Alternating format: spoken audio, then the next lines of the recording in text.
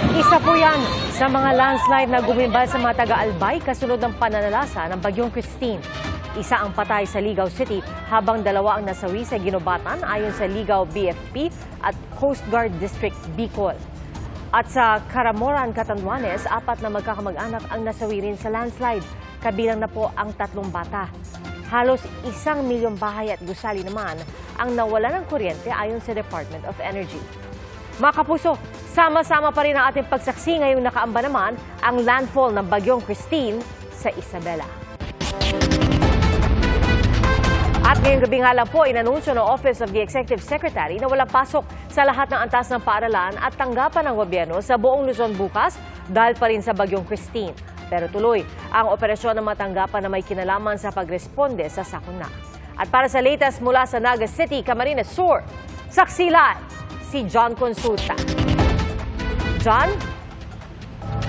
Pia, maayos na ang panahon dito sa Naga City pero iniwan ng Bagyong Christine ang undoy na pinsala.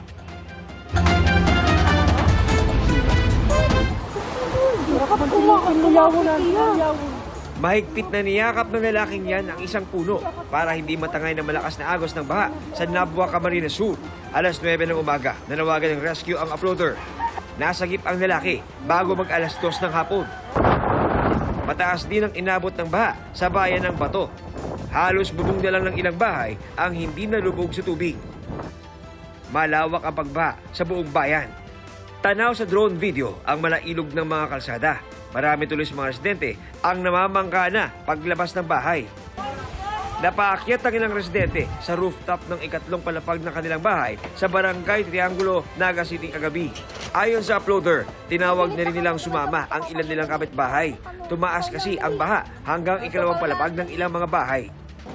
Rumaragasa ang baha sa ilang kalsada sa probinsya. Sa lakas ng agos ng tubig mula sa umapaw ng ilog, di na makausad ang ilang motorsiklo at e-trike. Marami ang humingi ng saklolo sa mga dumaraang rescue unit. Tumaas ang tubig sa subdivision na ito sa Naga City.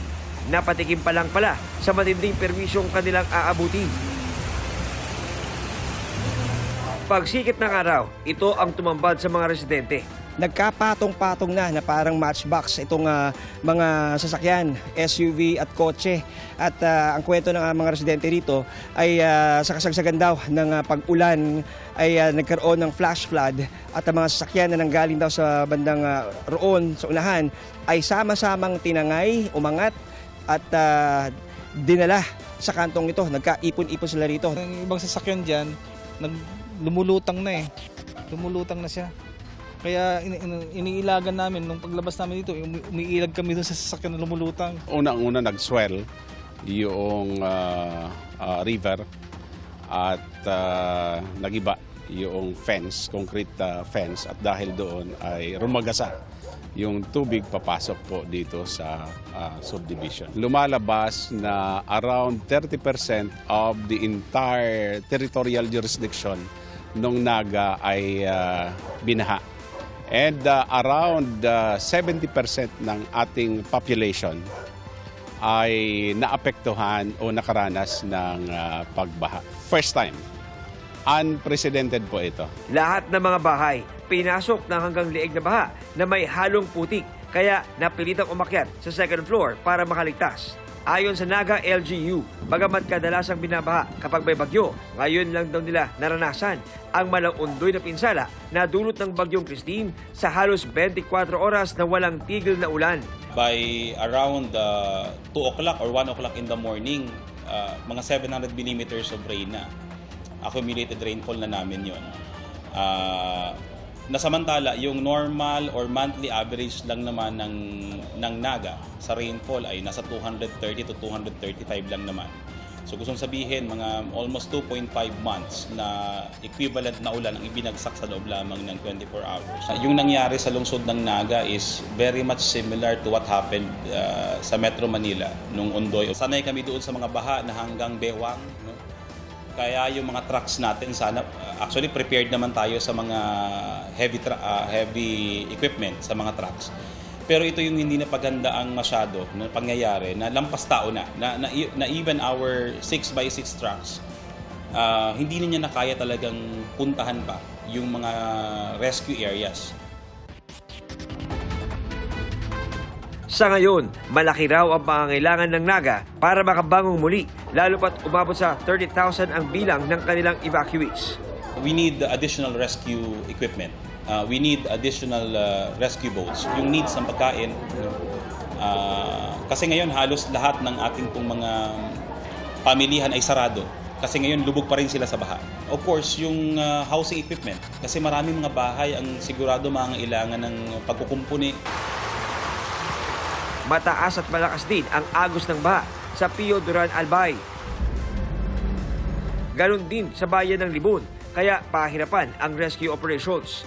100 residente pa ang kailangang i-rescue. Ang iniwang pinsala ng Bagyong Christine sa Libon, pinakamatindi kumpara sa mga nagdaang bagyo ayon sa kanilang alkalde. Sa Barangay Burabon, napahagulgol na lang ang ilang residente habang pinapanood ang paglamon ng lupa sa kanilang mga bahay. Walang nasaktan pero di bababa sa 10 bahay ang nasira. Kabi-kabila rin ang naitalang landslide sa bayan ng Ginobatan. Winasak din ng bagyo ang ilang flood control project sa bayan. Ang ilang sasakyan nalubog sa buhangin at mga batong galing sa Bulkang Mayun. Natabunan din sa pag-uho ng lupa ang 35 taong gulang na lalaki sa Ligao City. Patay ang lalaki habang sugatan ang ilang kaanak niya. Nagka-landslide din kaninang madaling araw sa Barangay Caramoran, Catanduanes. Natabunan ang bahay ni Liza Desilio at wala na siyang nagawa kundi lumuha habang nasa kanyang pinagtatrabahuan sa Quezon City. Patay ang 7 taong gulang na anak ni Liza, pati bunsong kapatid niya at 2 batang pamangkin. Kahapon lang po, nag-kausap po pa lang yung kahapon. Oo, video call po. Tapos yung kaninang umaga, bigla lang ako. Tumawag na, namatay na duyan na po yung kapatid ko. Ligtas na nailabas pero hindi alam ni Liza kung ano ang kondisyon ng kanyang ama, isa pang kapatid at 2 pamangkin na isinugod daw sa ospital. Nais mang makauwi ni Liza, hindi pa niya ito magawa. Walang biya yung barko. Ay, uwi ka kagad. Uwi po ako kasi anak ko po, tapos pamilya po, mahal na mahal ko po sila.